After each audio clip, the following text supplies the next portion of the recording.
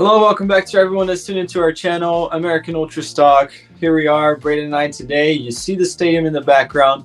That is giving away what our video is. It's the Hot Takes video again, new edition. This time we're focusing on the MLS, Braden.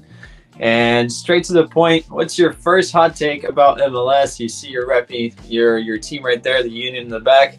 What's the first take that you think might be a little bit unorthodox? So my first hot take, it might be a little optimistic, but I think it's a legit possibility that this could happen, just maybe not in the way that people hope or think.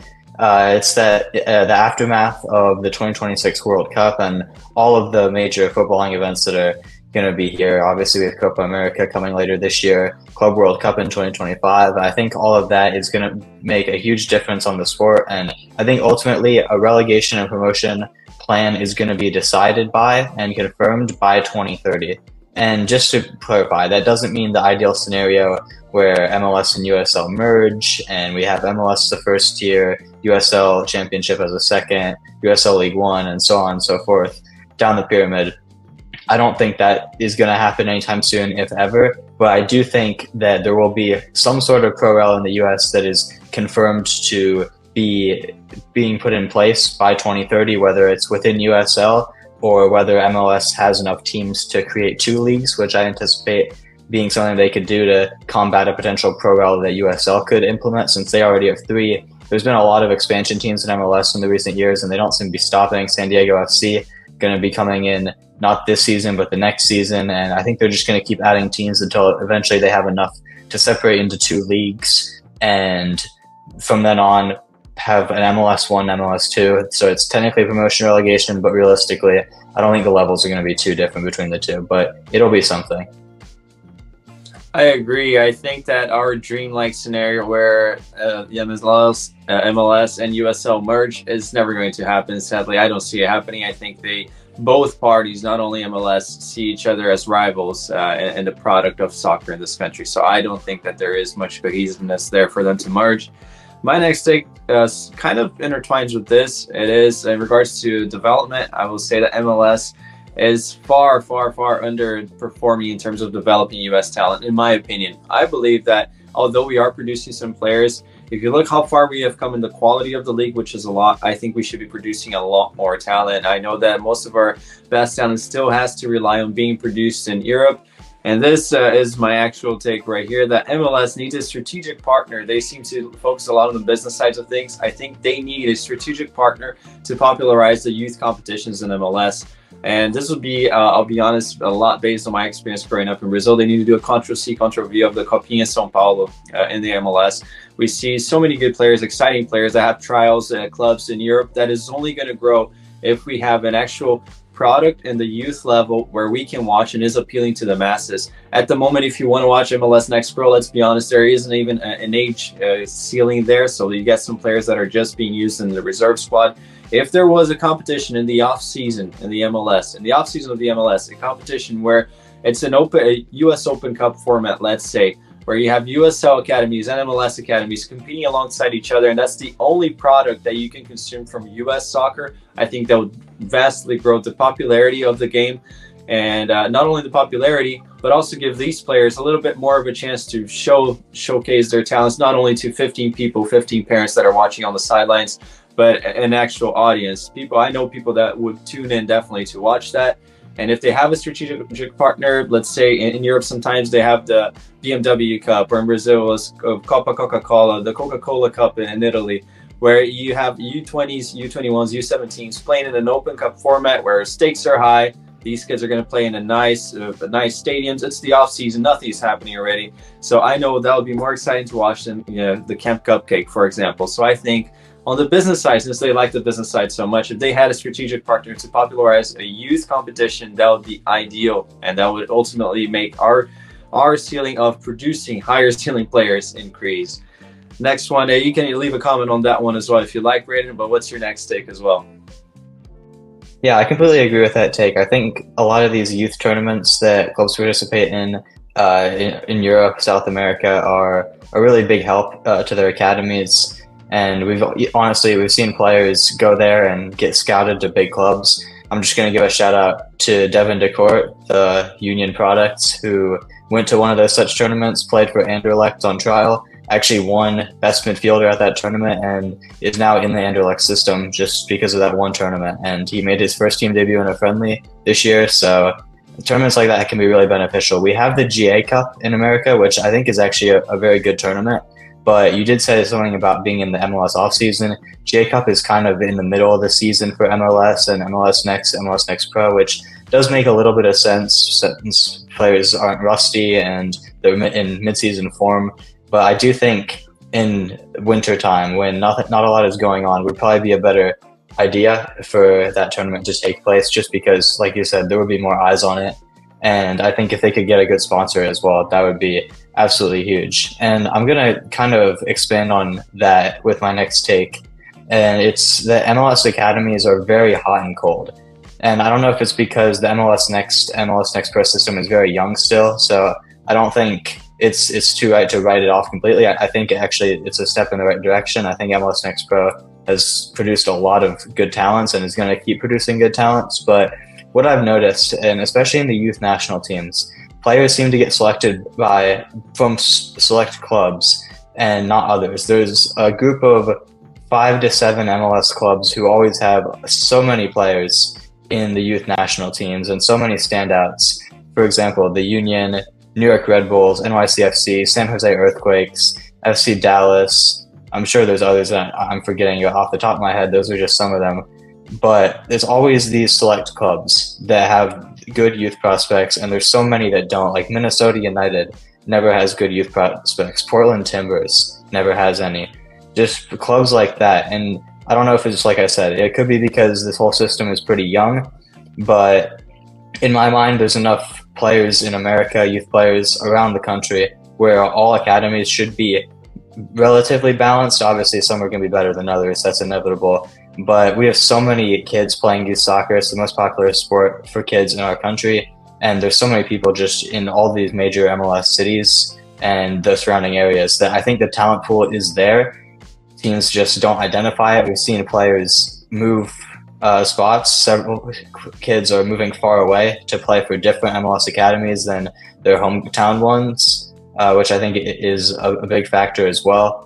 So that's my take. I think academies a lot needs to be done to make them a little bit more balanced, especially in the scouting department. Like you said, a tournament like the ones that go on in Europe and South America could work wonders for that, because I think the scouting for MLS academies isn't necessarily the greatest, and I think there's a lot of untapped potential out there.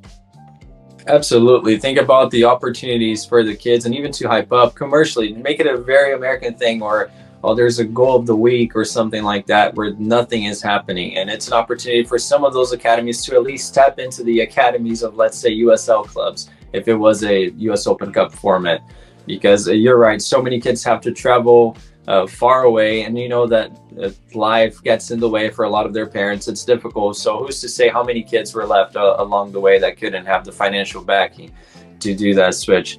And talking about balance, that intertwines perfectly with my next take. The MLS needs to be more balanced on the defensive side. I know that it's an entertainment league, and I don't think it would be truly taken serious for a while for a number of reasons, but one of them is the defending. And I think that if the club started, this is more easier said than done, because obviously they're trying to sell the product, be entertaining. There are a lot of bangers in MLS. Let's say that it's nice to see. The defensive side, I think that's something that hinders not only our attacking players that make the jump from MLS to Europe, especially on the time on the ball, but also our ability to produce defenders. As we say, we're so thin at the back. Look at our fullbacks. They have to go. I mean, Scally had a stint at NYCFC, but even Dest, Jedi, they have all been developed abroad, and our center back pool is the thinnest that it has ever been. And I think that a lot of that is because there's a very little to no focus on the defensive aspect of the game. Obviously, that creates less goals being scored. So if you want to call that a less attractive product to the masses, okay. But ultimately, if our goal is to become one of the top nations in the future, MLS needs to be more balanced. It's really nice to watch, but the defensive side, it's crazy. Our players get used to playing with really bad defenders, and our defenders, well, we don't really have any. We see some, the fact that Brendan Craig doesn't get an opportunity, really, there may be some more stuff in the background, but he's a player that I think should be given focus and signed by any of these clubs and be played. But the center back position is not something that's really valued there, and therefore we always have MLS lifers as center backs or players that are just coming in to retire, but they have to be a big name like Chiellini, or else you don't really see the fringe players, or even the Scotty at a younger age like Almiron. You don't see us signing any young Paraguayan center backs. That's not a flashy signing. So I think that MLS needs to be more balanced defensively, or else it will always be in the position that it is at right now, which is nobody really takes it serious in the global stand. What's your next take, Braden? That's a really good point. I personally love watching MLS just because it is so entertaining. Like you said, there's bangers every week. The average MLS goal is a 50-yard volley from outside the box in a Trivela. It's absolutely crazy. I think one of the best leagues for highlights and goal scoring in the world, honestly. But you're absolutely right. No one's going to take us seriously when the defending isn't there. You see some of the clips that pop up for MLS, and they get viral and they get attention in Europe and South America, and it's just not a good look on the league. As entertaining as it is and how fun it is, we do need to take it a little bit more seriously on the defensive aspect. I think also the lack of promotion relegation ties into that because there's not as much at stake for defending. Like you said, we haven't really produced any center backs, American or not. There's a couple, obviously the Union, as always, leading in that, Mark McKenzie and Austin Trusty being the two really American ones who have actually been produced in MLS and have gone abroad. Tim Ream as well from a while ago. But yeah, even foreign products, like you said, with Almiron, players like the new guy, Thiago Almada, who's potentially going to Europe soon. Atlanta seem to be doing a really good job at scouting players, but it's never center backs, it's always attackers. So I think center backs are a huge issue in MLS, and that's definitely an area that needs to be improved. But my final hot take is going to be more on the optimistic side. And I mentioned the 2025 Club World Cup. It's going to be in the US with my first hot take. And this last hot take is actually going to be that Club World Cup will see the first ever win for an MLS club in the competition.